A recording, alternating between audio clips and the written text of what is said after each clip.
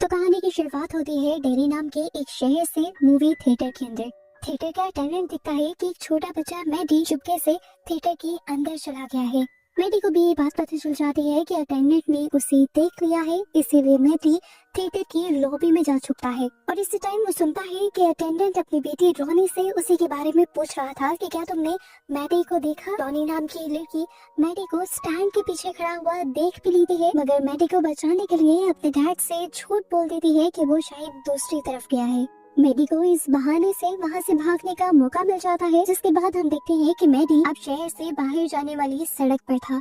वो इतना आगे निकल गया था कि शहर तो उसने क्रॉस कर ही लिया था। तभी अचानक उसके पास आकर एक गाड़ी रुकती है जिसमें एक फैमिली बैठी हुई थी। गाड़ी में से लेडी मैडी से पूछती है कि क्या आपको लिफ्ट चाहिए। वो आदमी भी शायद ऐसे मैडी को सड़क पर देखकर परेशान था।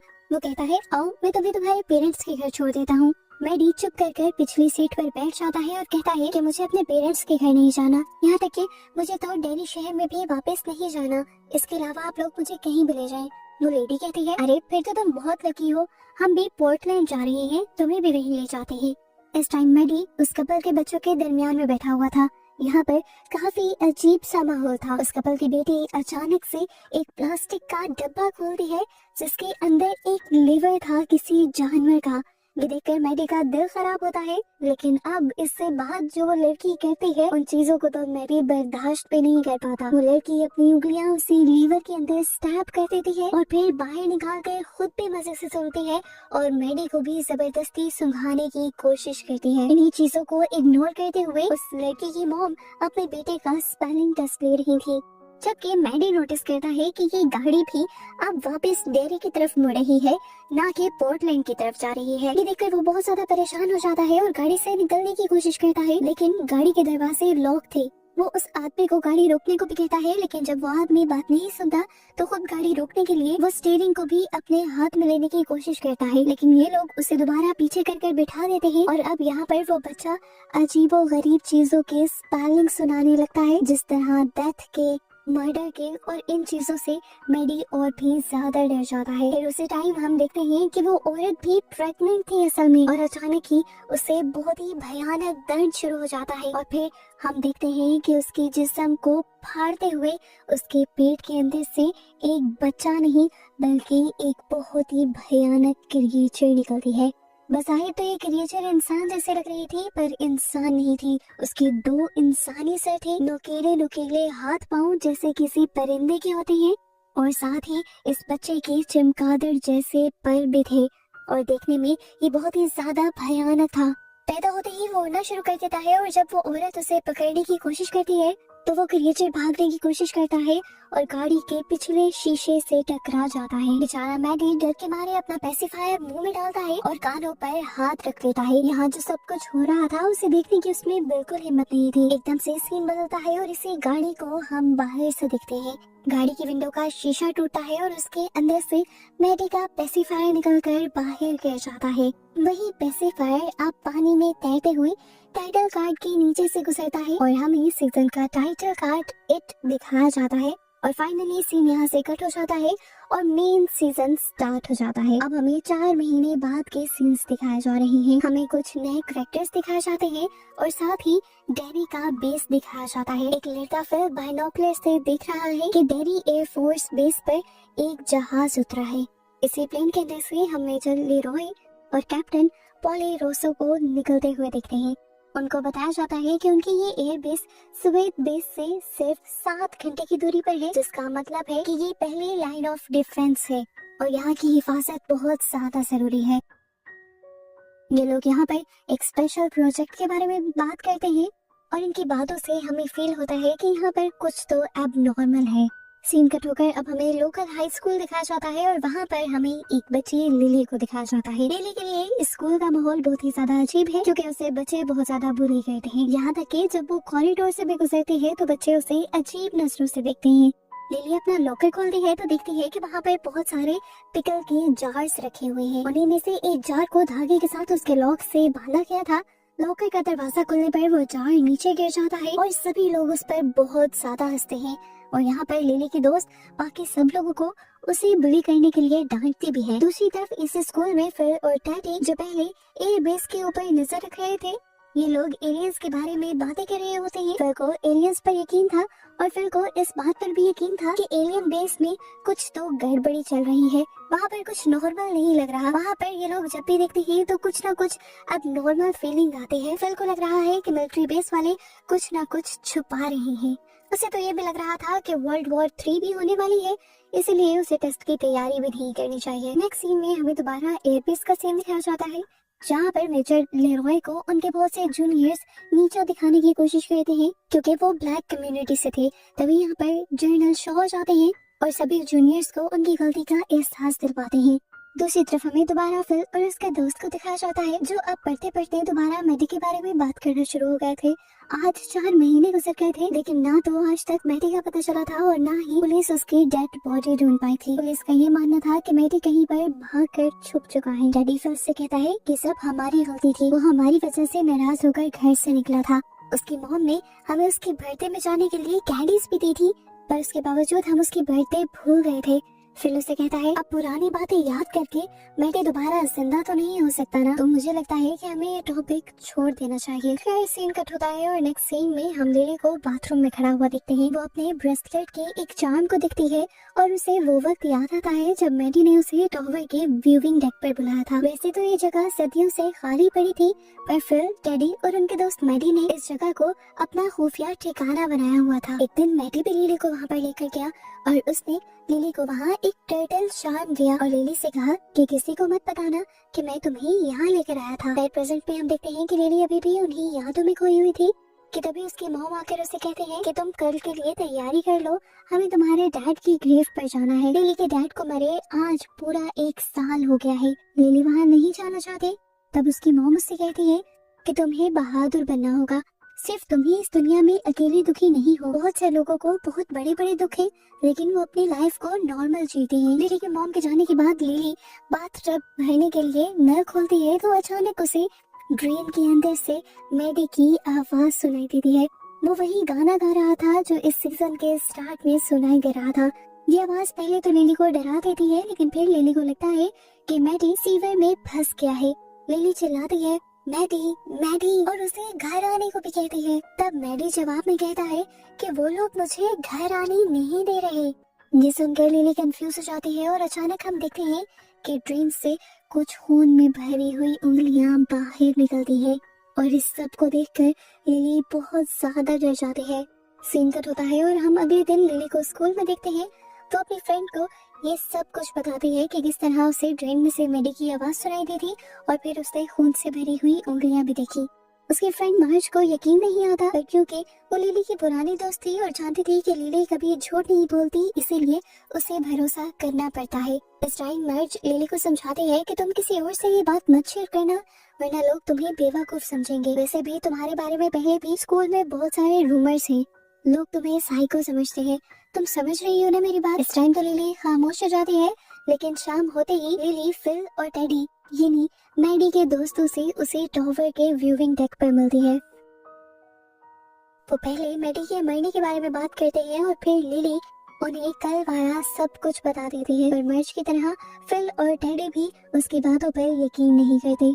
दूसरी तरफ मेजर लेरॉय जनरल शॉ से ऑफिस में मिलते हैं। यहाँ पर इनकी खुफिया बातों से हमें ये सीक्रेट पता चलता है कि लेरॉय को डेरी इसलिए बुलाया गया था ताकि वो अपना कोरियन वॉर वाला काम खत्म कर सके। शॉ चाहते हैं कि लेरॉय आर्मी के नए B-52 जेट का टेस्ट करे और जरूरत पड़ने पर दुश्मन पर हमला करे। दूसरी तरफ हमें टेडी को दिखाया जाता है जो अपनी फैमिली के साथ जब डिनर कर रहा होता है, तभी अचानक वो अपने डैड से सवाल करता है कि क्या कोई बच्चा किडनैप होने के बाद जमीन के नीचे कैद कर रखा जा सकता है। उसकी पूरी फैमिली सवाल पर बहुत ज्यादा शौक हो जाती है और उसके डैड उसे ऐसे सवाल करने से मना करते हैं और उसे समझाते हैं कि हमारे बड़े बुजुर्गों ने बहुत बड़े बड़े दुख झेले हैं, उन्होंने हॉलोकॉस्ट भी देखी है, यानी बहुत से लोगों को एक ही टाइम पर कत्ल होते देखा है और तुम्हारा तो बस एक दोस्त गायब हुआ है। तुम ज्यादा दिन तक उसके सदमे में नहीं रह सकते और तुम्हें दोबारा नॉर्मल होना पड़ेगा और अपनी पढ़ाई पर तवज्जो देनी पड़ेगी। टेडी बेचारा खामोश होकर अपने रूम में आ जाता है और कॉमिक बुक पढ़ने लग जाता है। एकदम से उसके पास रखा हुआ लैंप फ्लिकर करने लगता है और फिर उसके बाद बंद हो जाता है। कुछ देर अंधेरे के बाद जब लाइट वापस आती है तो सीन बहुत ही ज्यादा भयानक होता है। टेडी देखता है कि उसके लैंप का शेड बिल्कुल भर चुका है उनके जूइश लीडर्स के कटे हुए चेहरों से। टेडी डर के मारे उस लैंप को टांग मारकर नीचे गिरा देता है और डर के मारे बेड से नीचे उतरकर टेबल के नीचे छुप जाता है। वो लैंप भी अब लड़खड़ाता हुआ उसकी तरफ आ जाता है और अचानक ही लैंप पर बने हुए चेहरे जोर जोर से उससे बातें करने लगते हैं। डर के मारे टेडी अपना चेहरा छुपा लेता है और जोर से चीख मार देता है। दोबारा से लाइट बंद हो जाती है और लैंप वापस घसीटते हुए नाइट स्टैंड पर वापस आ जाता है। इसी टाइम पर उसका भाई इस रूम का दरवाजा खोलता है और टेडी को डर के मारे टेबल के नीचे छुपे हुए देखकर उसे यकीन नहीं आता कि ये उसी का भाई है, क्योंकि टेडी का भाई अपने आप को बहुत ज्यादा बहादुर समझता था। खैर अगले ही दिन टेडी जाकर अपने दोनों दोस्तों से मिलता है, यानी फिल से और लिली से, और उन्हें वो सारी बात बताता है जो रात में उसके साथ हुई थी। इस मर्तबा भी बात करते हुए वो वॉमिट करने लगा था, लेकिन अच्छी बात थी कि इस मर्तबा उसके दोस्त उसकी बातों पर यकीन कर रहे थे। ये तीनों मिलकर फैसला करते हैं कि ये लोग मैडी की केस को खुद इन्वेस्टिगेट करेंगे और मैडी को ढूंढने की कोशिश करेंगे। वो लोग लाइब्रेरी में जाकर अब न्यूज इकट्ठी करने लगते हैं और केस से रिलेटेड सभी इंफॉर्मेशन लेने लग जाते हैं। फिल की छोटी बहन भी इनके साथ होती है। इस टाइम न्यूज को पढ़ते हुए इन्हें एक आर्टिकल मिलता है जिसमें लिखा हुआ था कि एक 12 साल की बच्ची और उसके डैड ने आखिरी मर्तबा मैडी को देखा था। आर्टिकल के एंड पर ये लोग पढ़ते हैं कि पुलिस ने मैडी को मरा हुआ बता दिया है और उसके मरने की रीजन वो होमिसाइड बता रहे हैं, यानी घर वालों की वजह से उसने सुसाइड कर ली है, ऐसा पुलिस वाले कह रहे हैं। पर पता नहीं क्यों ये तीनों बच्चे जानते हैं कि या तो मैडी जिंदा है या किसी मुश्किल में है, या फिर मैडी के गुमने के पीछे एक बहुत बड़ा राज छुपा है। इसीलिए ये तीनों रोहनी के घर जाने का फैसला करते हैं, जिसने कहानी के स्टार्ट पे मैडी को बचाया था अपने डैड से। ये लोग जब रोनी को आकर बताते हैं कि हम आपसे मैडी के बारे में सवाल करने आए हैं, तो मैडी गुस्से से उन्हें घर से जाने को कहती है, क्योंकि पुलिस पहले ही उनके डैड पर मर्डर का इल्जाम लगा चुकी थी। ये लोग यहाँ से उदास होकर जाने लगते हैं और लिली अपने दोस्तों को वो गाना सुनाने लगते हैं जो रोज ड्रेन के अंदर से मैडी की आवाज में उसे सुनाई देता है। ये गाना ऐसा था कि ज्यादा लोगों ने नहीं सुना हुआ था। रोनी उन लोगों को रोकती है और बताते हैं कि मैं जानती हूँ ये गाना मैडी ने कहाँ सुना है। ऐसे यहाँ से कट हो जाता है और हम दो आदमियों को देखते हैं जिन्होंने गैस मास्क पहना हुआ था और वो मेजर लेरॉय पर हमला करने के लिए आते हैं। उनका मकसद लेरॉय को नुकसान पहुंचाना नहीं था, वो बस न्यू जेट B-52 के स्पेक्स मांगने के लिए आए थे। मेजर लेरॉय गद्दार ये थे, वो अपने आप को बचाने के लिए कोई भी इंफॉर्मेशन इन मास्क पहने हुए आदमियों को नहीं देते, बल्कि उल्टा उनसे लड़ने लग जाते हैं। यहाँ तक कि एक को तो वो गिराकर उसी की गन छीनकर उसी पर तान देते हैं। इतनी देर में कैप्टन रूसो भी जल्दी से इसे रूम में आ जाते हैं और हमला करने वाले आदमियों को मारते हुए यहाँ से भगा देते हैं। जिसके बाद सीन यहाँ से कट होता है और हमें अगले दिन का सीन दिखाया जाता है। अगले दिन रोनी, लिली, फिल और टेडी को लेकर मूवी थिएटर के अंदर जाती है, वो भी बिना किसी की परमिशन लिए ताला तोड़कर। थिएटर के अंदर जाते ही रोनी वो मूवी लगाती है जो सीजन के स्टार्ट में लगी हुई थी और जो मैडी ने देखी थी। इसी मूवी में वो गाना आता है जिसे सिर्फ रोनी, लिली और मैडी ने सुना हुआ था। लिली कहती है, हाँ ये वही गाना है जो मैडी ने बाथरूम की ड्रेन से गाया था। अभी वो लोग बातें कर रहे थे कि अचानक बच्चों को इसी स्क्रीन पर मैडी नजर आने लगता है, पर बहुत ही अजीब अंदाज में। मैडी ने कपड़े में लिपटा हुआ एक बच्चा पकड़ा हुआ था। ये बच्चे समझ जाते हैं कि स्क्रीन के अंदर की दुनिया वो नहीं है जो इन्हें दिखाई जा रही है। वो समझ गए कि वो स्पिरिचुअल दुनिया है और ये असल दुनिया है। बच्चे मैडी को इनकरेज करने लगते हैं कि मैडी उस दुनिया से निकलकर, स्क्रीन से निकलकर इस असली दुनिया में आ जाओ, पर मैडी असली दुनिया में आने से इनकार कर देता है। वो पहले अपना सर उस बच्चे के अंदर छुपा लेता है और जैसे ही सर ऊपर करता है तो उसके चेहरे पर बहुत ही भयानक और घिनौनी मुस्कुराहट होती है। मैडी अब उस बच्चे को जोर से स्क्रीन की तरफ फेंकता है और हैरानकुन तौर पर वो बच्चा स्क्रीन फाड़ कर बाहर भी निकल आता है। स्क्रीन से बाहर निकलते ही ये बच्चा उड़ने लग जाता है और हम देखते हैं कि ये बच्चा असल में वही क्रिएचर थी जो सीजन के स्टार्ट में पैदा हुई थी। दो इंसानी मुंह वाली चमगादड़ जैसी ये क्रिएचर अब इन बच्चों के ऊपर हमला करने लगी थी। पहले दो बच्चे यहाँ से भागने लगते हैं जबकि वो क्रिएचर टेडी को पकड़ लेती है। लिली तो डर के मारे वहीं पर जम जाती है और ऊपर की तरफ देखते हैं। जहाँ वो क्रिएचर अभी टेडी के ऊपर हमला कर रही थी और उस क्रिएचर ने टेडी के टुकड़े टुकड़े कर दिए। टेडी का खून लिली को लाल कर देता है। लिली बहुत ज्यादा घबरा जाती है और वो नोटिस करती है कि टेडी को मारने के बाद उस क्रिएचर का साइज डबल हो गया है, जिसके बाद अब वो क्रिएचर फिल के ऊपर भी हमला कर देती है और उसे भी बेदर्दी से मार देती है। लिली चेयर्स के नीचे छुपने की कोशिश कर रही थी और उसने देखा कि यहाँ पर टेडी की बहन भी है। ये दोनों नीचे से ही एक दूसरे के हाथ पकड़ लेते हैं, मगर तभी वो क्रिएचर उस छोटी बच्ची के ऊपर भी हमला कर देती है और उस बेचारी बच्चे को भी मार देती है। लिली डरते हुए दरवाजे की तरफ जाती है, जहाँ दूसरी तरफ रोनी थी और रोनी ने दरवाजा खोल दिया था। बाहर आते ही ये लोग अंदर दरवाजे को लॉक कर देते हैं ताकि वो क्रिएचर बाहर न निकल पाए, लेकिन अब तक भी काफी देर हो चुकी थी।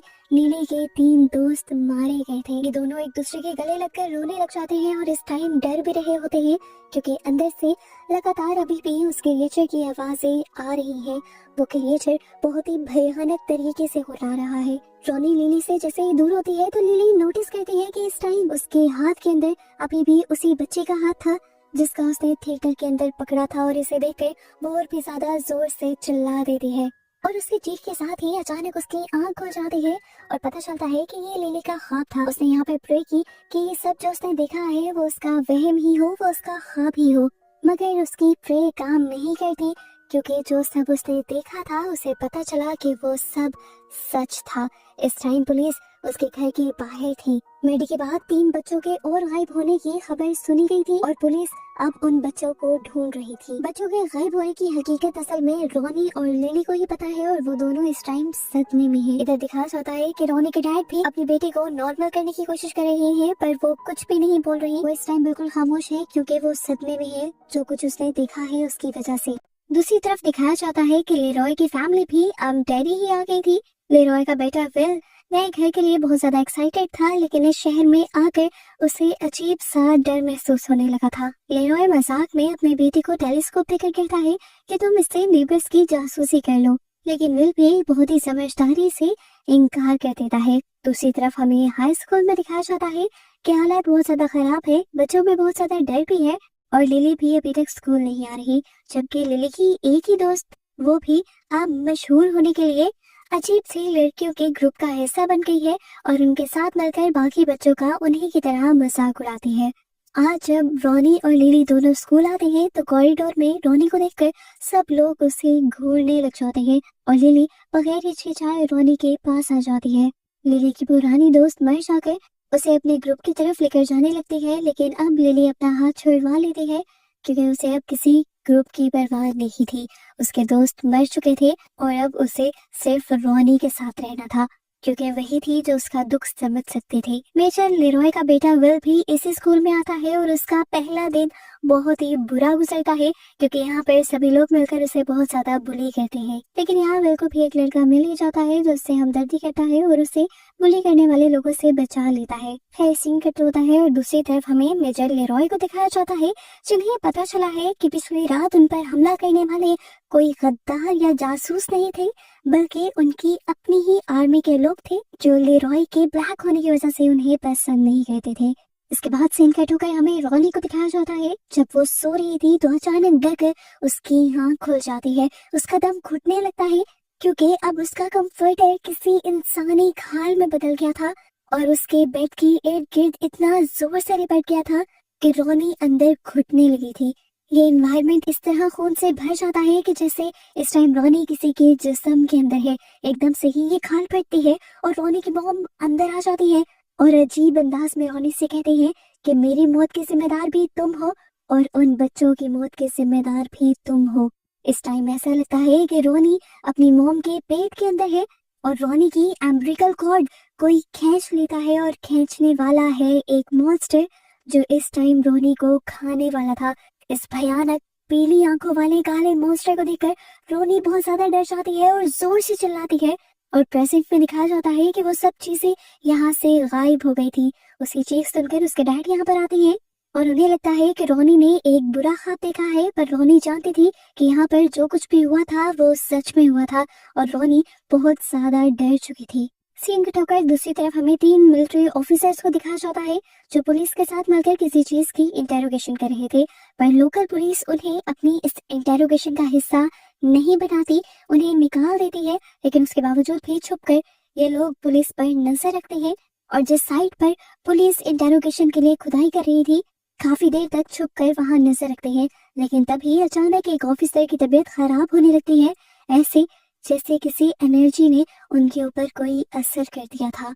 यहाँ एक ट्विस्ट रिवील होता है कि पुलिस और मिलिट्री डेरी शहर को इसीलिए इम्पोर्टेंट समझ रही है क्योंकि हमेशा से जंग के वक्तों में डेरी शहर का इम्पोर्टेंट रोल रहा है। और अब पुलिस और फौज दोनों को लगता है कि शहर के नीचे कोई ऐसी एनर्जी या ताकत है जो उन्हें नुकसान पहुंचा रही है या पहुंचा सकती है, और उसी के लिए ये सब मिलकर इंटेरोगेशन कर रही है। यहाँ तक कि जगह जगह डेरी में खुदाई भी चल रही है। दूसरी तरफ हमें दिखाया जाता है कि रॉनी और लिली दोबारा स्कूल में मिलती हैं और एक दूसरे से अपने दोस्तों के मरने के बारे में बात करते हैं। पुलिस अभी भी उनके दोस्तों के लिए इन्वेस्टिगेशन कर रही थी पर उनको कोई सुराग नहीं मिल रहा था। रॉनी लिली से कहती है कि तुम्हें पुलिस को सब बता देना चाहिए, पर लिली कहती है रॉनी मेरी बात समझने की कोशिश करो, मैं ऐसा नहीं कर सकती। मेरी पास्ट मेडिकल हिस्ट्री है, मेरी मेंटल हेल्थ अच्छी नहीं थी, मुझे लोग साइको समझते थे और अगर इस तरह की कोई भी बात मैंने उन लोगों के सामने कर दी तो वो मेरी बात पे यकीन करने के बजाय मुझे दोबारा से साइको समझने लगेंगे और मेंटल हॉस्पिटल वापस भेज देंगे। इसी दौरान हम देखते हैं कि पुलिस स्कूल में आ जाती है और लिली को ले जाती है। लिली से इन्वेस्टिगेशन शुरू हो जाती है। लिली उन्हें कुछ बताना नहीं चाह रही थी पर ये लोग लिली के डर का फायदा उठाते हैं और अपने अल्फाजों को घुमाते हुए उससे बहुत से सवाल करते हैं, उस पर दबाव डालते हैं और फिर उसके दिए गए जवाबों का अपना ही मतलब निकाल लेते हैं और एक स्टेटमेंट बनाकर उसकी वजह से रॉनी के डैड को अरेस्ट कर लेते हैं उन बच्चों के मर्डर के इल्जाम में। और ये बात जब रॉनी को पता चलती है कि उसके डैड लिली की वजह से अरेस्ट हुए हैं तो रॉनी उससे नफरत करने लग जाती है। दूसरी तरफ हम देखते हैं कि मेजर लेरॉय जनरल शॉ के पास जाते हैं और उन्हें बताते हैं कि उन पर हमला करने वाले कोई और नहीं बल्कि उन्हीं के फौजी थे। ये बात सुनकर जनरल शॉ बिल्कुल हैरान नहीं हुए थे और इस बात से लेरॉय को गुस्सा आ गया था। शॉ लेरॉय को समझाते हैं देखो वो हमला हमारे प्लान का हिस्सा था, हमने तुम्हारी बहादुरी चेक करने के लिए तुम पर हमला करवाया था और अब हमें तुम्हारी बहादुरी पर और तुम्हारी ईमानदारी पर यकीन हो चुका है और इसीलिए मैं अब तुम्हें एक सीक्रेट मिशन का हिस्सा बनाना चाहता हूँ। ये कहते हुए वो उन्हें खुफिया बेस की तरफ ले जाते हैं। वो बताते हैं कि स्वेत, कुबान और यूएस ये तीन मुल्क सिर्फ एक ही चीज को ढूंढ रहे हैं और वो एक सदियों पुरानी ऐसी ताकत है जो अपना खौफ हर जगह फैलाए रखती है और हमें स्वेत और कुबान से पहले उस चीज को खुद ढूंढना है। दूसरी तरफ हमें लिली को शॉपिंग करते हुए दिखाया जाता है। हम देखते हैं कि उसकी दिमागी हालत दोबारा से खराब हो गई है। शॉपिंग करते हुए उसे अपने इर्द गिर्द अजीब आवाजें सुनाई देती हैं, यहाँ तक कि उसे मरे हुए लोग भी दिखाई देते हैं। यहाँ के सीरियल बॉक्सेस पर उसे अपने दोस्तों की पिक्चर्स दिखाई देती है और यहाँ तक कि पिकल के जार के अंदर उसे उसके डैड का सड़ा हुआ मुंह दिखाया जाता है जो उस पर इल्जाम लगा रहा था कि अपने दोस्तों की मौत के जिम्मेदार तुम हो। ये सब देखते हुए लिली जोर जोर से चिल्लाने लग जाती है, यहाँ तक कि उसके हाथ से पिकल का जार गिर भी जाता है। इस टाइम वो अपने होश में नहीं थी। जब उसे होश आया तो उसने देखा कि लोग उसके इर्द गिर्द हैरत से देख रहे थे उसे। यहाँ पर जैसे कोई तमाशा लग रहा था। सभी लोग समझ गए थे कि लिली दोबारा से साइको हो चुकी, इसलिए लिली को दोबारा साइकेट्रिक हॉस्पिटल भेज दिया जाता है। सीन कट होता है और हमें कुछ फौजियों को दिखाया जाता है जो डिगिंग साइट पर है। यहाँ से खुदाई करते हुए इन्हें एक कार मिलती है जिस कार के अंदर अभी भी कुछ ह्यूमन स्केलेटन्स थे। ये कार लगभग 1930s की थी। इस कार के मिलने की वजह से मिलिट्री के लोगों को लगता है कि ये लोग उस एंशिएंट पावर के बहुत ज्यादा करीब आ चुके हैं जिसे ये लोग ढूंढ रहे हैं। ये लोग खुश हो रहे थे, हालांकि इन्हें डरना चाहिए क्योंकि जो ताकत सदियों से सो रही है वो जब उठेगी तो बहुत बड़ी तबाही फैलाएगी और इस चीज का इनको बिल्कुल अंदाजा नहीं है। एकदम से सीन्स यहाँ से फ्लैशबैक में जाते हैं और हमें 1930s के कार्निवल का सीन दिखाया जाता है जहाँ पर जनरल शॉ का हमें छोटा वर्जन दिखाया जाता है। यानी वो वक्त दिखाया जाता है जब जनरल शॉ बहुत ज्यादा छोटे थे। कार्निवल में वो एक मिरर वाले मेज के अंदर फंस जाते हैं, यानी मिरर्स लगे हुए एक ऐसे कमरे में फंस जाते हैं जो भूल भुलैया जैसा था। बाहर निकलने का इन्हें रास्ता नहीं मिलता और यहीं पर आता है एक अजीब सा बूढ़ा सा आदमी जिसकी एक आंख थी और दूसरी आंख वो अपने हाथ में पकड़े हुए था। शॉ बहुत ज्यादा डर जाते हैं और आखिर उन्हें यहाँ से बाहर जाने का भी रास्ता मिल जाता है और भागते हुए वो अपने डैड से टकरा जाते हैं।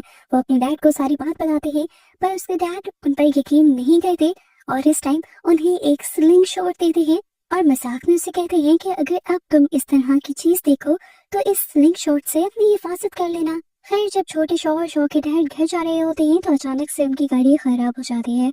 वहाँ पर शॉ से मिलती है एक छोटी लड़की जो पानी बेच रही थी। शॉ उस लड़की से पानी लेता है और पानी के बदले उसे अपनी स्लिंग शॉट दे देता है। वो लड़की उन्हें अपने ग्रुप के पास ले जाती है। उस लड़की का ग्रुप जंगल में मजे से खेल रहा था और शॉ भी उन्हीं बच्चों के साथ खेलने लग जाता है। खेलते खेलते उसे इतना मजा आने लगा था कि अब वो जंगल की तरफ भागने लगा था। रोज यानी वो बच्चे उसे पकड़ रही थी, लेकिन अचानक से वो रुक जाती है और शॉ से भी कहती है कि आगे मत जाओ शॉ, आगे गहरा जंगल है, हम वहां नहीं जाते। शॉ से पूछता है क्यों। इससे पहले कि रोज कोई जवाब देती, जवाब खुद चलकर उसके सामने आ जाता है। कार्निवल में जो एक आंख वाला आदमी उसे दिखा था, वही एक आंख वाला आदमी यहाँ पर भी था, जो एकदम से अपनी टांगों को बड़ा करके अपने आप को एक भयानक मॉन्स्टर में बदल लेता है और शॉ के पीछे पड़ जाता है। इस टाइम हैरत से इन चीजों को देखने का टाइम नहीं था। शॉ अपने आप को बचाने के लिए यहाँ से भागने लग जाता है। वो क्रिएचर इनके पीछे पीछे था और वो रोज को पकड़ भी लेता है। रोज उस क्रिएचर को एक पत्थर मार कर अपने आप को और शॉ को बचाते हैं, जिसके बाद ये लोग जंगल से बाहर निकल आते हैं और फिर सीन भी यहीं से कट होकर हमें प्रेजेंट में लिली को दिखाया जाता है। लिली इस टाइम साइकेट्रिक हॉस्पिटल में है और यहाँ पर वो बिल्कुल खुश नहीं, क्योंकि पूरा दिन इस हॉस्पिटल में से पेशेंट्स की अजीबोगरीब आवाजें आती रहती हैं। दूसरी तरफ हम देखते हैं कि रोनी के डैड से अभी भी इन्वेस्टिगेशन चल रही थी और पुलिस उन्हें डराने के लिए कहते हैं कि तुम्हारे खिलाफ तो गवाहों ने भी साइन कर दिए हैं, यानी गवाही दे दी है कि उन्होंने देखा है कि तुमने ही मर्डर किया है। लेकिन इस सबके बावजूद भी रोनी के डैड पुलिस को कुछ नहीं बताते, क्योंकि जब उन्होंने कुछ किया ही नहीं था तो वो क्या बताते। डिग्नी साइड पर मिलिट्री को पता चलता है जो कार उन्हें मिली थी स्केलेटन से भरी हुई, उसका ताल्लुक उस एंशिएंट पावर से दूर दूर तक नहीं है। जनरल शॉ को हर हाल में उस पावर को ढूंढना था। इसके लिए डिक हरमन उन्हें मशवरा देते हैं कि हमें ठीक उस जगह के ऊपर जाकर इन्वेस्टिगेशन करनी चाहिए जहाँ से हमें फील हो रहा है कि वो ताकत निकलेगी और निकल रही है। शॉ भी इस काम के लिए उन्हें परमिशन दे देते हैं और एक हेलीकॉप्टर भी देते हैं। इसीलिए डिक, लेरॉय और रोसो के साथ इन्वेस्टिगेशन करने के लिए निकल जाते हैं। डिक के हाथ में इस टाइम वही सालों पुरानी वाली स्लिंग शॉट है जो हमने 1930s के अंदर शॉ के हाथ में देखी थी। उसे टच करने पर डिक को बहुत ही पुराने विजन्स आते हैं। वो किसी ट्रांस में चला जाता है। उसे लगता है कि वो इस टाइम एक हेलीकॉप्टर के अंदर नहीं है, बल्कि एक सीवर के अंदर है और उसे इसी सीवर के अंदर पेनीवाइज का सर्कस वैगन नजर आता है। जैसे ही वैगन का पर्दा गिरता है तो डिक को वहां पर चमचमाती हुई आंखें और एक लाशों का बहुत बड़ा ढेर नजर आता है और इसी ढेर के अंदर एक लटकी हुई उसकी ग्रैंड माँ की भी लाश थी और वो अब अजीब सी एंटिटी में बदलती हुई उनसे पूछती है तुम कौन हो। डिक अपनी तरफ से तो वहां से भागने की कोशिश करता है, लेकिन इसी ट्रांस में गलती से वो असली दुनिया में हेलीकॉप्टर का पिछला दरवाजा खोल देता है। लेरॉय आखिरी वक्त में डिक को पकड़ लेता है, वरना वो नीचे गिर जाता। अपना मिशन पूरा करने के बाद डिक जब शॉ के पास आता है तो वो शॉ को कहता है कि हम उस चीज को नहीं खोदेंगे और हमें डिगिंग बंद कर देनी चाहिए, क्योंकि वो ताकत बहुत ही ज्यादा खतरनाक है। उस ताकत के ऊपर होने पर उस ताकत ने पूरी तरह मेरे माइंड पर कब्जा कर लिया था और मैं मरते मरते बचा हूँ। डिक शॉ को वार्न करता है कि अगर उन्होंने उस सोर्स को खोद कर बाहर निकाल लिया तो यहाँ पर बहुत बड़ी तबाही हो सकती है। पर शॉ कोई बात मानने वाले थे। सीन कट होकर हमें दोबारा स्कूल के बच्चों को दिखाया जाता है। पता चला है कि लिली स्कूल वापस आ चुकी है और वो रोनी से माफी भी मांगती है और उसे प्रॉमिस भी करती है कि वो पुलिस को सब सच बता देगी और उसके डैड को बाहर निकलवा लेगी। और इस काम में वो लेरॉय के बेटे विल की भी हेल्प मांगते हैं। विल का दोस्त भी इनके ग्रुप का हिस्सा बन जाता है और इन्हें आइडिया देता है कि उन्हें कुछ ऐसा करना चाहिए जिसकी वजह से वो ईवल दोबारा बाहर निकल आए जो बच्चों को मार रहा है, और इन्हें फिर उस ईवल की वीडियो बनाकर सबको सबूत देना चाहिए। दूसरी तरफ हमें शहर की मीटिंग दिखाई जाती है। मिलिट्री वाले शहर वालों से बात करना चाहते हैं और यहीं पर हम बूढ़ी रोज को देखते हैं जो अपने बेटे को कहती है कि तुम पुलिस वालों को उस ताकत के बारे में कुछ भी नहीं बताओगे। कुछ देर बाद हम देखते हैं कि शॉ 50 साल बाद रोज के पास जाता है, क्योंकि रोज ने उनके शहर में डिगिंग करने की परमिशन नहीं दी थी। रोज नहीं चाहती थी कि वो ईवल एनर्जी बाहर निकल आए, पर शॉ से झूठ बोलता है कि वो सिर्फ पेनी के पाइप्स के लिए वहां पर जगह साफ कर रही है और उसे कंसेंट पेपर साइन कर देने चाहिए। रोज इस शर्त पर मान जाती है कि वो डिग करने वाले लोगों को बताएगी कि कौन सी जगह को नहीं खोदना। दूसरी तरफ हम मिलिट्री ऑफिसर डिक को देखते हैं जो अपने कलीग लेरॉय के घर जाते हैं। यहाँ उन्हें लंच करते हुए बहुत मजा आता है और वो साथ ही लेरॉय को एक शॉक कर देने वाली बात ये भी बताते हैं कि उनके पास थर्ड आई पावर है, यानी वो ऐसी चीजों को भी देख सकते हैं जो नॉर्मल इंसान नहीं देख सकते। और कुछ इंसान तो उन चीजों के इस दुनिया में होने पर बिलीव भी नहीं करते, जैसे सोल्स और एंटिटीज। दूसरी तरफ अब हमें उन चारों बच्चों को दिखाया जाता है जो अपने प्लान पर काम कर रहे थे और रोनी के डैड को बचाने के लिए सबूत इकट्ठे कर रहे थे। इन्हें पता था कि यहाँ पर कोई तो इविल एनर्जी है जो उन बच्चों को गायब कर रही है। उसी इविल एनर्जी को इन्होंने बुलाना था, इसीलिए ये लोग ग्रेवयार्ड के अंदर कैंडल्स जलाकर बैठ जाते हैं। रिच कुछ इंचेंटिंग्स करने लग जाता है, ये भी कुछ होली वर्सेस पढ़ने लग जाता है। लेकिन पहले पहले यहाँ पर कुछ भी नहीं होता। रोनी को लगता है कि ये सब तमाशा है, इसीलिए वो लिली को लेकर जैसे ही यहाँ से जाने लगती है तो तब रिवील होता है यहाँ का असली सच। यहाँ की नेगेटिव पावर्स उन्हें घेर लेती हैं, उनके दिमागों पर कब्जा कर लेती हैं और वो जहाँ से बाहर निकलने की कोशिश कर रहे थे, वो जंगल से बाहर निकलने का रास्ता एकदम से एक पोर्टल में बदल जाता है। ये लोग जितना उस पोर्टल के अंदर जाने के लिए साइकिल चलाते हैं उतना ही उससे दूर जाते रहते हैं और इसी पोर्टल के अंदर इन्हें अपने मरे हुए तीनों दोस्त लटके हुए नजर आते हैं। एकदम से यहाँ की जमीन फटने लगती है, ये लोग बहुत ज्यादा पैनिक हो जाते हैं और यहाँ से भागने की कोशिश करते हैं। लेकिन लिली फिर भी अपने आप पर काबू पाते हुए इन सारी चीजों की पिक्चर्स बना लेती है ताकि वो सबूत इकट्ठा कर पाए। विल इस टाइम इन सब लोगों से अलग हो जाता है और किसी ट्रांस में एक पुरानी बिल्डिंग की तरफ खींचा चला जाता है। विल उस बिल्डिंग के अंदर चला जाता है और विल को वहां पर एक बहुत ही भयानक बूढ़ा और पीला हाथ नजर आता है। विल उसकी पिक्चर लेता है और इस बिल्डिंग के बाहर खड़े हुए पूरे ग्रुप को अंदर से बस लाइट फ्लिकर होती नजर आती है।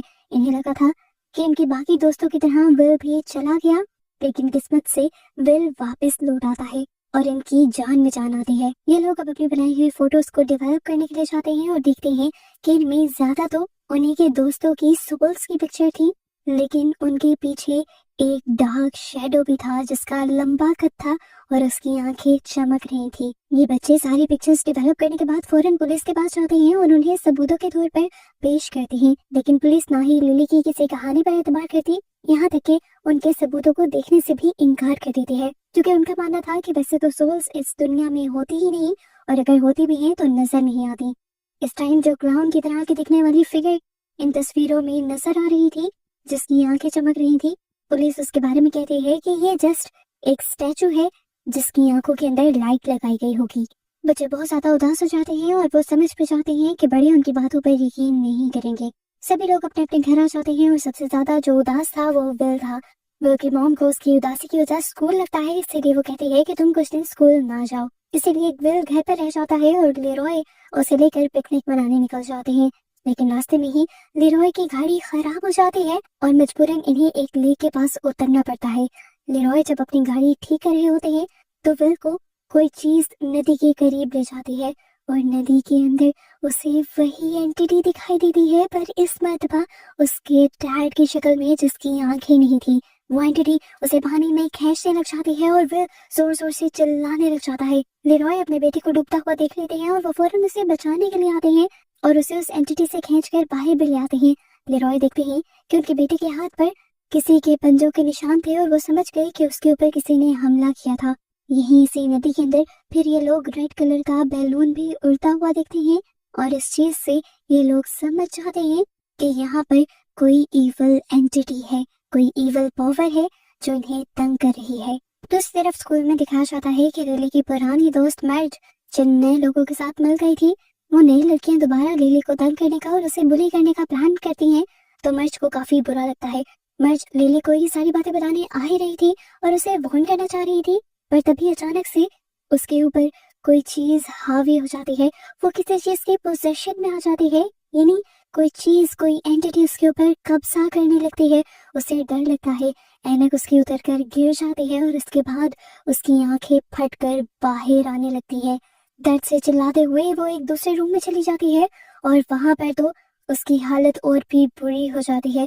वो अपना चाकू निकाल कर अपनी ही आंखों में मारने की कोशिश करती है और यहाँ पर लिली जो उसे रोकने आई हुई थी वो उसके ऊपर बैठकर जब उसे रोकने की कोशिश करती है तो चीखें सुनते हुए बाकी सभी स्टूडेंट्स यहाँ आ जाते हैं और सबको लगता है कि मर्ज को मारने वाली और कोई नहीं बल्कि लिली ही है। यहाँ दिखाया जाता है कि जनरल शो लेरॉय को लेकर एक ऐसे रूम में जाते हैं जहाँ डिक पहले से ही मौजूद है और उसके ऊपर कुछ साइकिक एक्सपेरिमेंट हो रहे हैं, क्योंकि जैसा हमें पहले पता है कि डिक के पास स्पेशल आई है, वो मॉन्स्टर्स को भी देख सकता है, इसीलिए वो एक लड़की की यादों के जरिए उस मॉन्स्टर को देखने की कोशिश करता है जिसका कब्जा डेरी शहर पर है। और वो वियंस के जरिए पास्ट में जाकर देखता है कि लाखों साल पहले ये क्रिएचर एक फॉलन स्टार के तौर पर आसमान से जमीन पर गिरी थी। लोगों को जब उस क्रिएचर के बारे में पता चला तो उन्होंने उसी फॉलन स्टार के टुकड़ों से एक ऐसा डैगर बनाया, यानी एक ऐसा खंजर बनाया जो उस क्रिएचर को मार सकता है। उस डैगर से लड़ा तो जा सकता था मॉन्स्टर से, मगर उसके बावजूद भी मॉन्स्टर को कंट्रोल में रखना बहुत ज्यादा मुश्किल हो गया था। इसलिए एक जवान लड़की ने मॉन्स्टर को कमजोर करने के बाद फॉलन स्टार के 13 टुकड़े किए और डेरी शहर में ऐसी जगह पर दबाए जिससे एक गोल सर्कल बन गया और उस सर्कल के अंदर फिर वो एंटिटी कैद हो गई। वेन के खत्म होने से पहले वो लड़का डिक को बताता है कि उन टुकड़ों को ढूंढने के लिए उन्हें पुराने कुएं के नीचे के टनल में जाना होगा। डिक के वेन से बाहर निकलने के बाद उस लड़की को यहाँ से ले जाया जाता है। अब जनरल शॉ लेरॉय को बताते हैं कि वो लड़का जिसके वेन्स के अंदर इस टाइम डिक गया था वो असल में उन लोगों का बेटा है जो सदियों से उन पिलर्स की हिफाजत करते आ रहे हैं ताकि वो मॉन्स्टर डेरी शहर को नुकसान न पहुंचाए। मिलिट्री को अब उस खुफिया घर का भी पता चल जाता है जिसके अंदर वो कुआं था, जिसके अंदर जाकर टनल से गुजरने पर इन्हें वो पिलर्स मिल जाते। इस टाइम हमें पता चलता है कि शो का भी इन पिलर्स को ढूंढने का एक बहुत ही घिनौना प्लान था। वो जानते थे कि वो ताकत सदियों से सो रही है और अभी भी सोई रह सकती है, लेकिन वो इस ताकत को जगाना चाह रहे थे ताकि वो अपने दुश्मन मुल्कों पर हमला कर सके और किसी को शक भी ना हो कि ये चाल यूएस की है, और इस तरह उनके लोगों की जान खतरे में आए बगैर वो लोग जंग जीत भी जाएंगे। लेरॉय को शो का ये प्लान सुनकर बहुत ज्यादा गुस्सा आ जाता है, क्योंकि इसकी वजह से सिर्फ दुश्मन मुल्क ही नहीं बल्कि उनकी फैमिलीज भी खतरे में आ सकती थी। सीन कट होता है और हमें दिखाया जाता है कि लिली जाकर हॉस्पिटल में अपने दोस्त से मिलती है। उसकी दोस्त अभी भी बच गई थी पर उसकी एक आंख जाया हो गई थी। लिली उससे माफी मांगती है और पता चलता है कि लिली को पुलिस पकड़ कर ले जाती, मगर मर्च ने झूठ बोलकर लिली को बचा लिया था, ये कहते हुए कि उसकी ग्लासेस टूटकर उसकी आंख में लगने की वजह से ये सारा हादसा हुआ था। सीन कट होता है और हम देखते हैं कि लिली अपने दोस्तों के साथ दोबारा वहीं जाती है जहाँ पर ये लोग जाया करते थे। यहाँ पर इन्हें मैडी दिख जाता है जो बहुत ही ज्यादा कमजोर है और डरा हुआ है। वो यहाँ पर इन्हें कहता है कि पेनीवाइज ने यानी उस क्रिएचर ने उसे जानबूझकर जिंदा रखा हुआ है ताकि उसके खौफ के जरिए उसे पावर मिल सके और वो ताकतवर हो सके। मैडी यहाँ पर इन लोगों को बताता है कि फिर यानी उनका दोस्त भी जिंदा है मगर वो बोल या हिल नहीं सकता। मैडी बताता है कि पेनीवाइज यानी वो क्रिएचर दिन के वक्त सोती है, इसी वजह से उसे भागने का मौका मिल गया है। सीन कट होकर हमें शहर का सीन दिखाया जाता है जहाँ पर रोनी की डैड को हथकड़ियां लगाकर बस की तरफ ले जाया जा रहा था। तभी वहाँ पर अचानक हंगामा शुरू हो जाता है और कोई उस आदमी के ऊपर हमला करने की कोशिश करता है क्योंकि उसे लग रहा था कि उसके बेटे को रोनी की डैड ने मारा है। जिसके बाद सीन यहाँ से कट होता है और दूसरी तरफ जनरल शो रोज से मिलते हैं जो शो को बताती है कि उनको वो पुरानी यादें वापस आ रही है जो किसी दवाइयों की वजह से उनकी चली गई थी। उन्हें बताती है कि मुझे उस क्रिएचर के बारे में बहुत अच्छे से याद है, वो बहुत ही खतरनाक है। मुझे ये पता है कि उसे कंट्रोल तो किया जा सकता है, लेकिन अगर उसका इस्तेमाल हम दूसरों को नुकसान पहुंचाने के लिए करेंगे तब हम लोग जरूर खतरे में पड़ेंगे, क्योंकि मैं जानती हूँ फिर उसे कंट्रोल करना मुश्किल हो जाएगा। तुम अगर उसे किसी को बर्बाद करने के लिए इस्तेमाल करोगे तो वो तुम्हें भी बर्बाद कर देगा। खैर रोज मिलिट्री को उसका मकसद पूरा करने के लिए वो डैगर भी दे देती है जिसे और कोई नहीं बल्कि रोज का बेटा ही इस्तेमाल कर सकता था, जिसके वेन्स के अंदर जाकर डिक ने सारी हिस्ट्री भी पता चलाई थी। ये लोग अब उस डैगर को लिए उस टनल के अंदर चले जाते हैं और यहाँ से होता है असली खतरनाक सफर शुरू। दूसरी तरफ लिली भी अपने सभी दोस्तों को वहीं इकट्ठा करती है जहाँ पर वो मिलते थे। मैडी भी अब सीवर से निकलकर यहाँ पर वापस आ जाता है और इन सबसे कहता है कि तुम्हें वहाँ सीवर के अंदर बाकी लोगों को बचाने के लिए नहीं जाना चाहिए। पर लिली सब लोगों को मजबूर करती है कि हम सीवर के अंदर जाएंगे और अपने बाकी दोस्तों को भी बचा कर लाएंगे।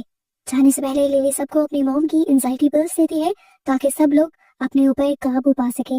एक तरफ से तो फौज उस टनल के अंदर जा रही थी, दूसरी तरफ से हम देखते हैं कि ये बच्चे भी इसी टनल के अंदर आ चुके हैं।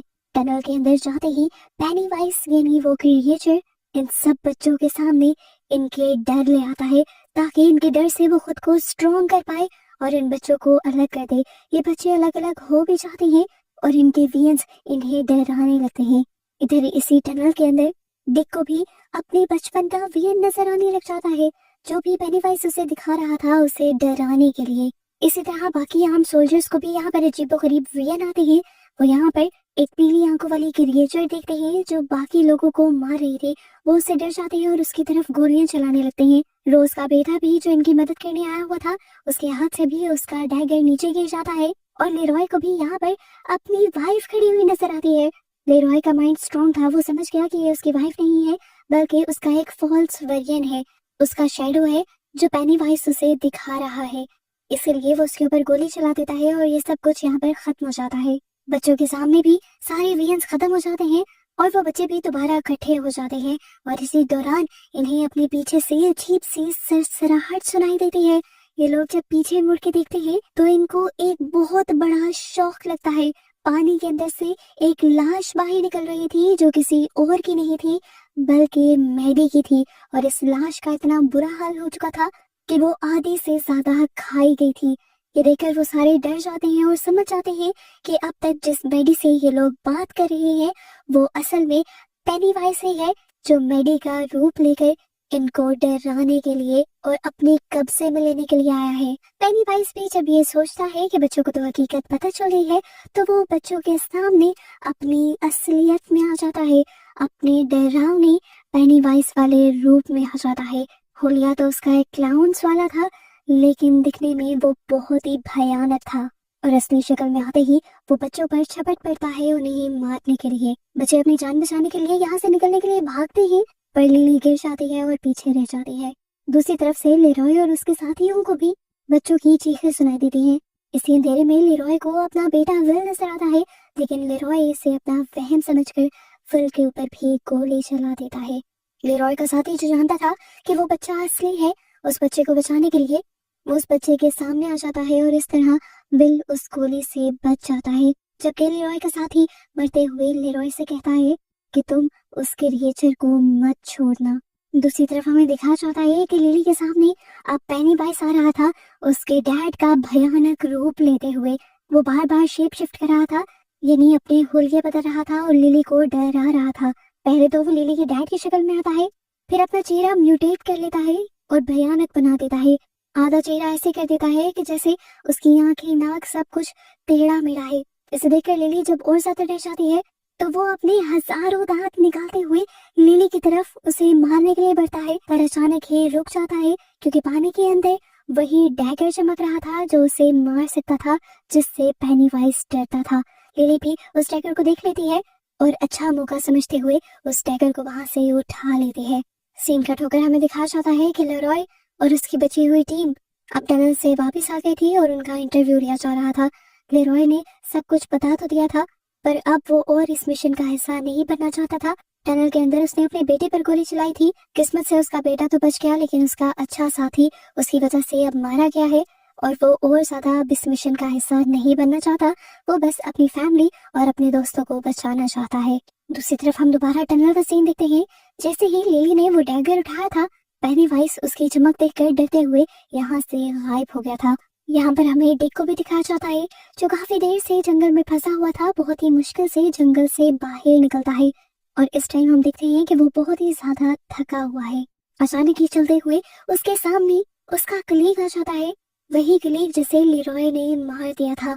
एकदम से डिक नोटिस करता है जो बचपन में उसके ग्रैंडपा और ग्रैंडमा ने उसे बॉक्स दिया था, वो रोशनी के साथ खुल जाता है और पता चलता है कि इसके अंदर वो एविल एनर्जी थी जिससे हमेशा डिक डरता था और जिसकी वजह से डिक के पास थर्ड आई थी।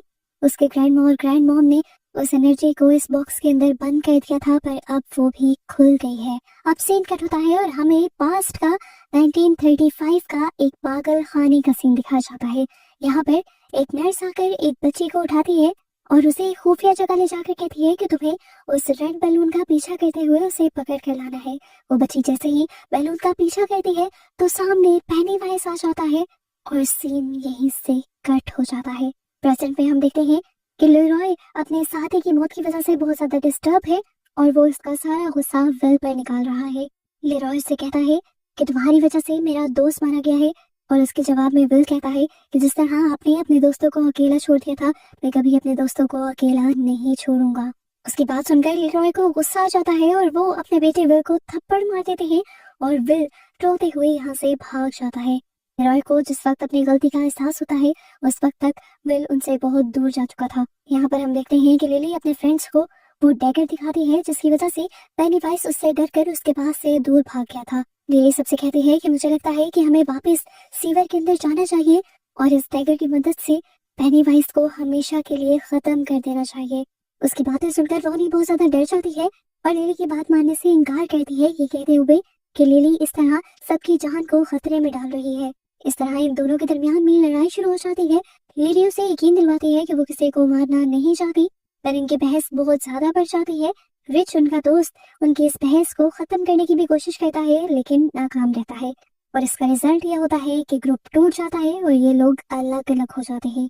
दूसरी तरफ हमें डिक को दिखाया जाता है जो उसी पुरानी बिल्डिंग के अंदर गया है जहाँ से उस खुफिया टनल का रास्ता निकलता है, लेकिन अब हम देख रहे हैं कि उसकी मेंटल स्टेट यानी दिमागी हालत ठीक नहीं है। काफी टाइम से वो सोया नहीं है और उसे हर जगह अब मरे हुए लोग नजर आ रहे हैं। यहाँ पर हमें दिखाया जाता है कि लेरॉय दोबारा डिक से मदद मांगने के लिए जाता है उसी खुफिया बिल्डिंग के अंदर, लेकिन अब डिक उसकी मदद करने से इनकार कर देता है और कहता है कि उनकी मदद करने की वजह से उसके साथ बहुत बुरा हो गया है। उसकी थर्ड आई जो उसकी ग्रैंडपा और ग्रैंड मॉम ने बंद कर दी थी, वो थर्ड आई उसकी खुल चुकी है और अब उसे जगह जगह मरे हुए लोग नजर आ रहे हैं और उसे तंग भी कर रहे हैं।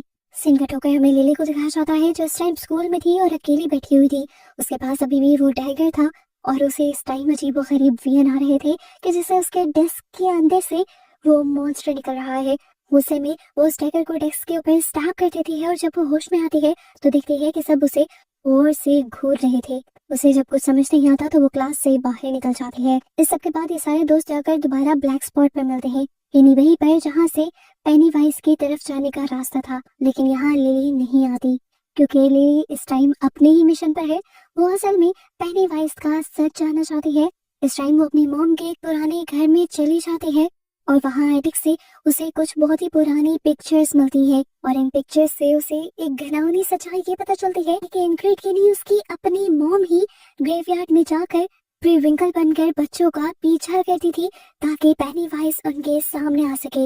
ये जानकर लिली टूट जाती है और अपनी मॉम से पूछती है कि आपने ऐसा क्यों किया, तो वो बताती है कि असल में मेरे डैड सर्कस के जोकर थे। जोकर बनकर वो सर्कस में डांस किया करते थे और उनका नाम भी पेनीवाइज था। मैं उनसे बहुत ज्यादा प्यार करती थी, पर फिर एक दिन परफॉर्मेंस के दौरान वो पर्दे के पीछे गए और कभी लौट कर नहीं आए। पुलिस ने भी उन्हें ढूंढने की बहुत कोशिश की पर नहीं ढूंढ पाई। मॉम तो मेरी पहले ही मर गई थी और इस तरह डैड के मरने के बाद मैं बिल्कुल अकेली हो गई। अपने गम को कम करने के लिए मैं असाइलम में जॉब करने लगी और असाइलम के बच्चों से मुझे पता चला कि असाइलम में पेनीवाइज आता है। ये सुनकर मुझे बहुत खुशी हुई। मुझे लगा कि मेरे डैड वापस आ गए, लेकिन वो रोज नहीं आते थे। उनकी एक झलक को देखने के लिए मैं कई अरसे तक तरसती थी और फिर मुझे पता चला कि वो तो बच्चों को लेने के लिए यहाँ आते हैं। फिर मैं रोज उन्हें देखने के लिए एक बच्चे को एक खुफिया जगह ले जाने लगी जहाँ से वो बच्चा गायब हो जाता था, पर मुझे पेनीवाइज की एक झलक दिख जाती थी। वो कब जानती थी कि ये वाला पेनीवाइज असल में एक इविल क्रिएचर है, ना कि उनके डैड। अपने डैड के प्यार में वो बच्चों को सेक्रीफाइस करती रही और उन्हें आज भी इस चीज का पछतावा नहीं था। ये सब कुछ जानकर लिली बहुत ज्यादा डर जाती है और गुस्से में घर से निकल जाती है और चीखें मारते हुए साइकिल चलाना शुरू कर देती है। यहाँ डैरी के लोगों में बहुत ज्यादा टेंशन भरी हुई है। डैरी के लोगों को लगता है कि रोनी के डैड सारे बच्चों को किडनैप कर मार रहे हैं और इस टाइम क्योंकि वो जेल से भाग चुके हैं तो लोग बहुत ज्यादा डरे हुए हैं। लोगों को कंट्रोल में करने के लिए और उनके पैनिक को कम करने के लिए पुलिस जानती है कि उन्हें रोनी के डैड को ढूंढना होगा। अब रोनी के डैड को पकड़ने के लिए सब लोग ब्लैक स्पॉट की बिल्डिंग को 8 गेट से घेर लेते हैं। जिसके बाद यहीं से सीन कट होकर हम फ्लैशबैक में 1908 का सीन दिखाया जाता है। हम पेनीवाइज को देखते हैं बॉब ग्रे सर्कस में परफॉर्म करते हुए। इस टाइम पेनीवाइज बहुत ही ज्यादा मशहूर था और बच्चे उसके दीवाने थे। अपने परफॉर्मेंस खत्म करने के बाद जैसे ही पेनीवाइज वापस अपने रूम के अंदर जाता है तो उसे एक अजीब सा बच्चा मिलता है जो टेढ़े मुंह के साथ पेनीवाइज से कहता है कि क्या तुम मेरे पेरेंट्स को ढूंढने में मेरी मदद करोगे। पेनीवाइज नाम का वो जोकर मान जाता है और उसके पीछे जंगल में चला जाता है उसके मॉम डैड को ढूंढने के लिए, लेकिन उसके बाद वो कभी वापस नहीं लौटता। पुलिस वाले सब लोग उसके लिए इन्वेस्टिगेशन कहते हैं, लेकिन किसी को भी पेनीवाइज फिर दोबारा नहीं मिलता। बस उसके खून में सने हुए कपड़े मिलते हैं, जिससे पुलिस वाले ये अंदाजा लगाते हैं कि जरूर उन्हें भेड़ियों ने खा लिया होगा। सीन्स दोबारा प्रेजेंट में आ जाते हैं, जहाँ पर सब लोग अब रोनी के डैड को ढूंढने की कोशिश कर रहे हैं। डिक रोनी के डैड को बाहर निकलने से मना करता है क्योंकि वो जानता है लोग उसके ऊपर बहुत ज्यादा गुस्सा है और उसे मार देंगे। पर रोनी के डैड जब बात नहीं सुनते और बाहर निकल आते हैं तो उसे देखकर लोगों का जुनून भड़क जाता है और लोग इस ब्लैक स्पॉट बिल्डिंग को आग लगा देते हैं। इसी भड़कती हुई आग के अंदर डिक को वो पेनीवाइज यानी इवल क्रिएचर नजर आ जाती है जो इस टाइम उसे डरा रही थी और उसके डर की वजह से अपने आप को मजबूत कर रही थी। डिक को अब अपनी तीसरी आई की वजह से यहाँ पर बहुत सारी और भी क्रिएचर और सोल्स नजर आती हैं और वो बहुत ज्यादा डर जाता है, जबकि यहाँ पर आए बाकी लोग जो कि सीजन के मेन कैरेक्टर हैं वो अपने आप को किसी तरह इस आग से निकालने में कामयाब हो जाते हैं। हम देखते हैं कि इस टाइम वो सारे बच्चे भी इसी ब्लैक स्पॉट पर आए हुए थे। मर्ज और रिच भी इस टाइम उस ब्लैक स्पॉट बिल्डिंग के अंदर थे। मर्ज को बचाने के लिए रिच उसे एक संदूक के अंदर बंद कर देता है और खुद उसके ऊपर लेट जाता है और अपने आप को सेक्रीफाइस करते हुए वो मर्ज की यानी अपने दोस्त की जान बचा लेता है। हम देखते हैं कि लिली की मॉम आज दोबारा प्री विंकल की शक्ल में ड्रेसअप होती है, जिस शक्ल में वो सर्कस में डांस किया करती थी, और सड़क पर निकल जाती है। इसी टाइम पर उनके सामने पेनीवाइज आ जाता है और यहाँ एक लड़की के ऊपर हमला करके उसका मर्डर कर देता है। पर लिली की मॉम बस चुप करके ये सब कुछ देखती रह जाती है और यहाँ पर लिली की मॉम को एहसास हो जाता है कि जिस पेनीवाइज को वो अपना समझ रही थी वो पेनीवाइज कोई इंसान नहीं बल्कि एक शैतान था और उसके अपने तो इस दुनिया से जा चुके थे। इस शैतान ने बस पेनीवाइज वाला हुलिया लिया हुआ था जिसकी वजह से वो काफी अरसे तक उसके दिमाग से खेलता रहा और उससे बच्चों का सैक्रिफाइस लेता रहा। इस टाइम पेनीवाइज को भी समझ आ जाता है कि लिली की मॉम उसकी असलियत जान गई है, इसीलिए वो भी उस लड़की को अपना असली रूप असली ताकत दिखाकर बहुत ज्यादा डरा देता है। इस ताकत के असर के बाद लिली की मॉम बस जिंदा तो रह जाती है लेकिन पागल हो जाती है। आगे पूछने के बाद हमें दिखाया जाता है कि मर्ज भी ब्लैक स्पॉट से जिंदा बाहर निकल आई थी, लेकिन अब वो बहुत ज्यादा ट्रॉमाटाइज थी। सीन कट होकर हमें पता चलता है कि लेरॉय और डिक इस टाइम जंगल के अंदर थे और उन पिलर्स को ढूंढने की तैयारी कर रहे थे जिसके जरिए पेनीवाइज को दोबारा से कैद किया जा सकता था। यहाँ पर डिक को बहुत सारे वियंस आ रहे थे, वो बहुत ज्यादा डर रहा था, लेकिन इसके बावजूद भी वो लेरॉय से कह रहा है कि तुम लोग मेरा पीछा करो, मैं तुम्हें एक पिलर तक पहुंचा दूंगा, क्योंकि इस टाइम उसे अपने वियंस में एक लड़की नजर आ रही थी जो उसे उस पिलर तक ले जा रही। फाइनली थोड़ी सी खुदाई करने पर इन्हें टर्टल शेल के अंदर बंधा हुआ वो पत्थर मिल जाता है जिसे पिलर का नाम दिया जा रहा है। ये लोग देखते हैं कि ये पत्थर उसी मटेरियल का बना हुआ है जिस मटेरियल का वो डैगर बना हुआ है जो रोज ने इन लोगों को दिया था। जनरल शॉ इन लोगों से कहते हैं कि इस पिलर को जमीन से बाहर निकाल लिया जाए, लेकिन लेरॉय को डर है कि ऐसा करने पर पूरा डेरी शहर खतरे में पड़ जाएगा। लेकिन शॉ इन लोगों की बात नहीं मानते। ये लोग पिलर बाहर निकाल लेते हैं और पिलर के बाहर निकलते ही हम देखते हैं कि पेनीवाइज एक्टिव हो जाता है और सीधा विल के घर पहुंच जाता है। विल के घर जाते ही वो जोर से चीख मारता है और विल रोशनी के अंदर डूब जाता है और उसकी आंखें बिल्कुल सफेद पड़ जाती हैं, जिसका मतलब था कि उसने विल को अपने कब्जे में ले लिया।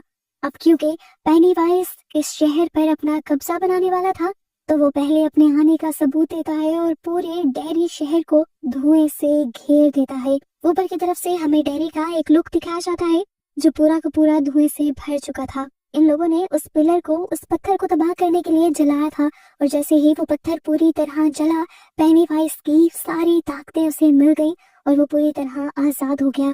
हम देखते हैं कि ये धुआं तेजी से हाई स्कूल की तरफ बढ़ रहा था और अब पेनीवाइज स्कूल के इंटरकॉम का इस्तेमाल करते हुए प्रिंसिपल की आवाज में सब बच्चों से कहता है कि सभी बड़े बच्चे इस स्कूल से बाहर निकल जाएं और सभी छोटे बच्चे जिम के अंदर इकट्ठा हो जाएं।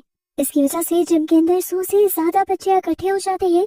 हम देखते हैं कि अचानक से स्पॉटलाइट प्रिंसिपल के ऊपर गिरती है, पर अब प्रिंसिपल जिंदा नहीं थी।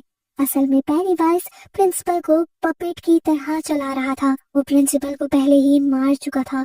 पेनीवाइज अब सारे बच्चों पर अपना जादू कर देता है और बच्चे हवा में तैरने लगते हैं और धुंध में घूमते हुए पेनीवाइज की वैगन की तरफ खींचे चले जाते हैं। यहाँ पर लिली और उसके दोस्तों का सारा ग्रुप इस टाइम अपने स्टैंड बाय पर था। जिस टाइम उनके करीब वो धुंध पहुंचती है, ये लोग समझ जाते हैं कि कुछ तो गड़बड़ी है। ये लोग वहां से उतरकर शहर की तरफ जाने लगते हैं तो इन्हें अपने दोस्त विल के गायब होने के पोस्टर नजर आते हैं। डरकर ये लोग स्कूल की तरफ भागने लगते हैं और वहां जाकर ये देखते हैं कि पेनीवाइज तो सभी बच्चों को एक टूबा बचाते हुए अपने पीछे पीछे लेकर जा रहा है। सभी बच्चों को बचाने के लिए ये लोग अब एक ट्रक को चुराते हुए उसका पीछा करने लग जाते हैं। यहाँ पर लिरॉय जब अपने घर पर कॉल करता है तो उसके बेटे की जगह उसे पेनीवाइज की आवाज सुनती है, जो उसका मजाक उड़ाने वाले अंदाज में हंस रही थी। लिरॉय समझ गया था कि उनके बेटे की जान खतरे में है, इसलिए वो फौरन डिक के पास जाते हैं, जो इस टाइम खुद सुसाइड करने वाला है अपने वीएंस की वजह से। लिरॉय उससे भीख मांगता है कि प्लीज मेरे बेटे को बचा लो, और डिक मरने से पहले इस काम को करने के लिए मान जाता है। हम देखते हैं कि जनरल शॉ भी अब मॉनिटर्स के जरिए उस फॉग को पूरे डेरी शहर में बढ़ता हुआ देख रहे थे। वो बहुत ज्यादा कंफ्यूज हैं कि ये सब क्या हो रहा है। वो जब बेस में लेरॉय और डिक को कॉल मिलाते हैं तो इन्हें पता चलता है कि बेस में वो दोनों भी नहीं है। ये लोग जब लेरॉय के घर पहुंचते हैं तो पता चलता है कि वहाँ शार्लेट के साथ साथ रोज भी आई हुई थी, जो जानती थी कि यहाँ पर ये सब क्यों हो रहा है। ये पेनीवाइज की वजह से हो रहा था और वो ये भी जानती थी कि उसे रोका कैसे जा सकता है। वो डिक से कहती है कि अगर तुम उस डैगर को ढूंढ लो जो तुमसे गिर गया है, और उस जले हुए पत्थर को भी दोबारा उठा लो और उस पिलर को वही जगह पर रख दो, तो पेनीवाइज रुक सकता है। अब डिक अपनी पावर से उस डैगर को ढूंढने की जब कोशिश करता है तो उसे पता चलता है कि वो डैगर लिली के पास है और लिली एक ट्रक में बैठी हुई पेनीवाइज का पीछा कर रही है। ये लोग अब जल्दी से उन बच्चों का पीछा करना शुरू कर देते हैं, जबकि हमें दिखाया जाता है कि लिली अब उस डैगर की पावर्स की वजह से हेलुसिनेशंस में आ रही है। वो अपने आप को कुछ करने ही वाली थी, लेकिन पीछे से रॉनी ने उसे रोक लिया। इन्होंने देखा कि फॉग में उड़ते हुए बच्चे अभी भी पेनीवाइज का पीछा कर रहे थे। इन्हें पता था कि अगर इन्हें पेनीवाइज तक पहुंचना है और उसे मारना है तो इसे डैगर का इस्तेमाल करना होगा, पर डैगर तो इन्हें पागल कर रहा था। तो अब इन लड़कियों ने फैसला किया कि ये एक एक करके डैगर को पकड़ेगी। जैसे ही कोई एक लड़की डैगर के असर में आने वाली होगी, वो इस डैगर को दूसरी लड़की को पकड़ा देगी, और इस तरह करते हुए ये लोग पेनीवाइज तक पहुंच जाएंगे। ये लोग अब फाइनली पेनीवाइज के पास पहुंच जाते हैं और अचानक से पेनीवाइज इनके पीछे आकर मर्ज को पीछे से खींच लेता है और उसे डराते हुए बताता है कि फ्यूचर में तुम्हारा रिच नाम का एक बच्चा होगा, वही मुझे हरा पाएगा, और अगर तुम्हारा वो बच्चा हुआ ही ना तो मुझे कोई मार ही नहीं पाएगा। ये कहकर हंसते हुए वो जैसे ही अपने हजारों दांतों को लेकर उसे मारने के लिए आता है तो एकदम से फ्रीज हो जाता है। सारे बच्चे जो हवा में लटक रहे थे वो भी सारे नीचे गिरना शुरू हो जाते हैं, और विल भी यहाँ पर अपने दोस्तों से मिल जाता है। इस टाइम पेनीवाइज विल के डर की वजह से ताकत में था, लेकिन विल जैसे ही अपने दोस्तों से मिला तो उसका डर खत्म हो गया और पेनीवाइज की ताकतें कम हो गई। यहाँ पर अब सारे बड़े लोग भी आ गए थे इन सारे बच्चों को रेस्क्यू करने के लिए। विल जल्दी से लिली से डैगर लेकर अपने डैड को देता है और कहता है कि इससे पेनीवाइज को मार दे और हमेशा के लिए उस जगह पर दफन कर दे जहाँ पर ये पहले था। इतनी देर में हम देखते हैं कि यहाँ पर शॉ भी आ गए थे। शॉ के सामने आते ही पेनीवाइज उसे पहचान लेता है कि ये वही बच्चा है जो सालों पहले उसे जंगलों के अंदर मिला था। इस टाइम पेनीवाइज उसके डर का फायदा उठाता है और उसे वही वाली शक्ल दिखाता है जो जंगल में उसने बनाई थी। शॉ डरने लग जाता है और शॉ के डर से पेनीवाइज को दोबारा ताकत मिल जाती है। ताकत में आते ही वो दोबारा बच्चों की तरफ बढ़ने लग जाता है और ये बच्चे भी उसे देख लेते हैं और फौरन ही वो डैगर लेकर उस जगह पर जाने की कोशिश करते हैं जहाँ पर उस डैगर को पहले दफना कर सालों पहले पेनीवाइज को सुलाया गया था। इन बच्चों की ताकत इतनी ज्यादा नहीं थी कि वो इस डैगर को जमीन में दफन कर पाए, क्योंकि पेनीवाइज अब इनके पीछे था और इन्हें एक से बढ़कर एक भयानक रूप दिखा रहा था और अपनी आग की गर्मी से इन्हें दर्द भी दे रहा था। इस टाइम पर अपने साथियों की मदद करने के लिए रिच की सोल भी यहाँ पर आ जाते हैं और रिच की मदद से ये लोग फाइनली इस डैगर को जमीन में दबाने में कामयाब हो जाते हैं। वो डैगर पिलर में बदलकर चमकने लग जाता है और उसकी ताकत की वजह से पेनीवाइज जलने लग जाता और उसका जिस्म राख बनकर बिखर जाता है। इस टाइम बच्चे अपने दोस्त की सोल को लास्ट टाइम देखते हैं और बहुत ज्यादा रोते हैं। जितना इन लोगों को पेनीवाइज के मरने की खुशी थी, उतना ही रिच के मरने का दुख भी था। सीन कट होकर हमें रिच का फ्यूनरल दिखाया जाता है, जहाँ डिक देखता है कि रिच इस वक्त भी अपने मॉम डैड के पीछे था और काफी सुकून में था। डिक जाकर उसके मॉम डैड को बताता है कि रिच बहुत सुकून में है और ये सुनकर उसके मॉम डैड खुश हो जाते हैं। जिंदगियां इन सब की दोबारा नॉर्मल होना शुरू हो जाती है। लिली की जिंदगी से भी सारे डर खत्म हो जाते हैं और वो खुद अब अपनी डैड की ग्रेव पर जाती है। लीरॉय की पूरी फैमिली अब डेरी में ही रुकने का फैसला करती है ताकि वो इस शहर की हिफाजत कर सके। सीजन के पोस्ट क्रेडिट सीन में हमें 26 साल आगे का सीन दिखाया जाता है।